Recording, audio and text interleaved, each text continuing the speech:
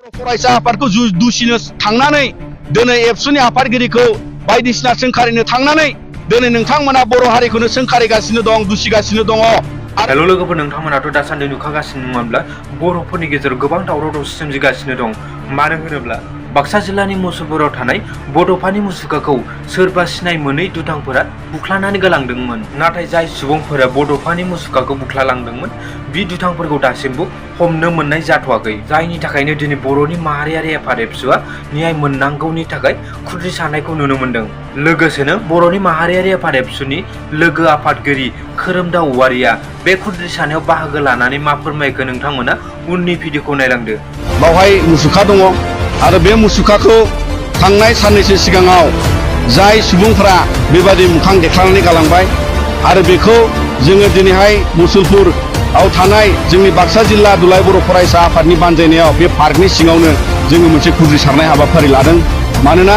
बिथांनि मोखां देखायनायजों दिनै बर' माहारिनि मोखां देखायनाय, मानोना बिथाङा बर' हारिनि बिफा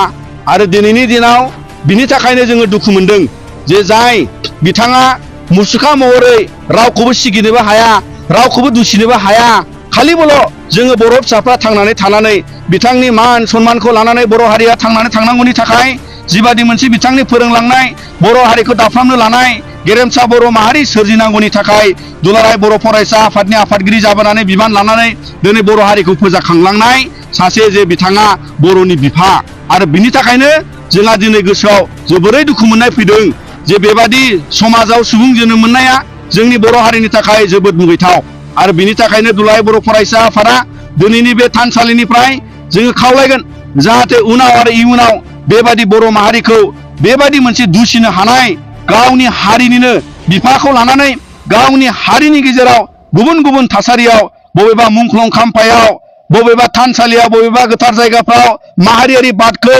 नासयनानै जुजिनानै जुदि दिनैनि दिनाव मोखां देखायनायनिफ्राय मुंख्लं खाम्फाफ्राव पस्टार थाबनायनिफ्राय जुदि दिनै जागायोबा दिनै बर' हारियाव बिनिख्रुइ दुखुनांथावसिन जेबो गैया। मानोना दुलाराय बर' फरायसा आफादा बड'फा उपेन्द्रनाथ ब्रह्मआ फोरोंलांनाय जोंनि एबसुनि जोनोम खान्थिनि जाय दाराखान्थिजों जोंनि संबिजितनि जोङो माहारियाव जुजिनाय सोलोंथाइ, समाजखान्थि, रांखान्थि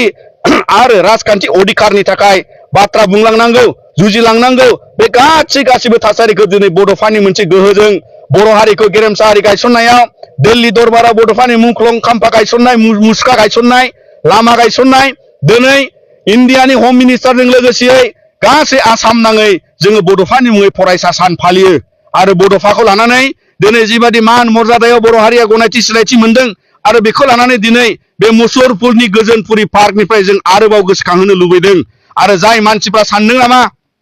बड'फानि मुर्ति बुख्लानानै एबसुखौ सांग्रां खालामनो, नोंथांमोना बड'फाखौ बुख्लानानै दिनै बर' हारिखौनो सांग्रां खालामबाय। आरो बिनि थाखायनो जाय मानसिफ्रा दिनै दुलाराय बर' फरायसा आफादखौ दुसिनो थांनानै दिनै एबसुनि आफादगिरिखौ बायदिसिना सोंखारिनो थांनानै दिनै नोंथांमोना बर' हारिखौनो सोंखारिगासिनो दं, दुसिगासिनो दङ।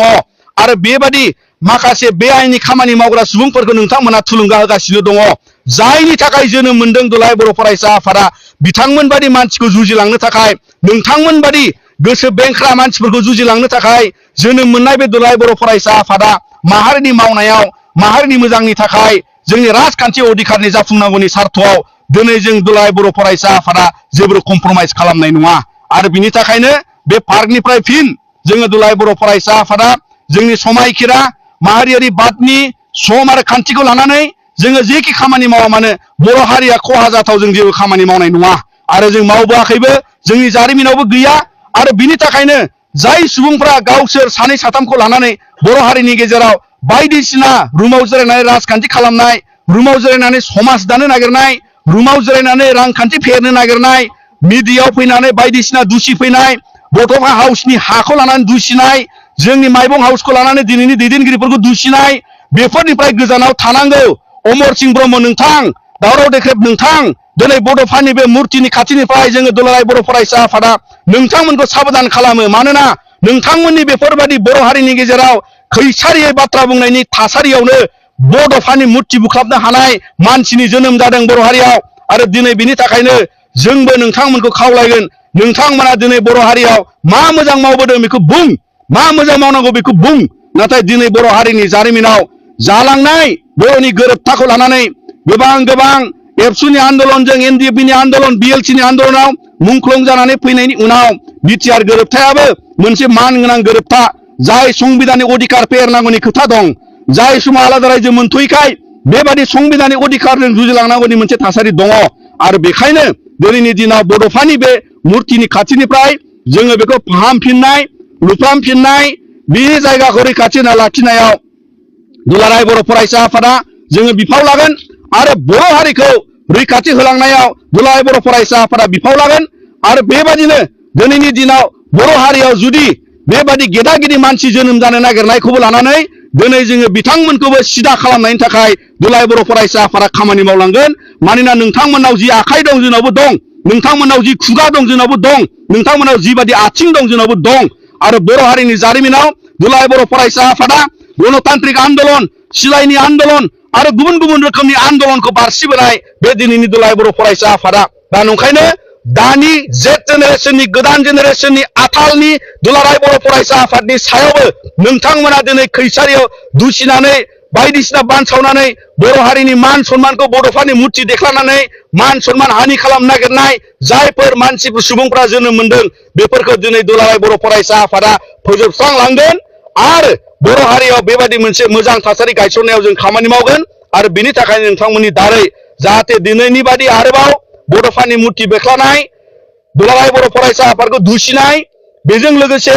जोंनि जेरावखि जाया मुंख्लं खाम्फा बायदिसिना थाबदेरनाय फुनदेरनाय बेफोर थासारिनिफ्राय गोजानाव थानांगौ आरो बिनिखायनो नोंथांमोननि दारै जों दुलाराय बर' फरायसा आफादनि जानानै बे गोजोनपुरि पार्कनिफ्राय जों खावलायबाय।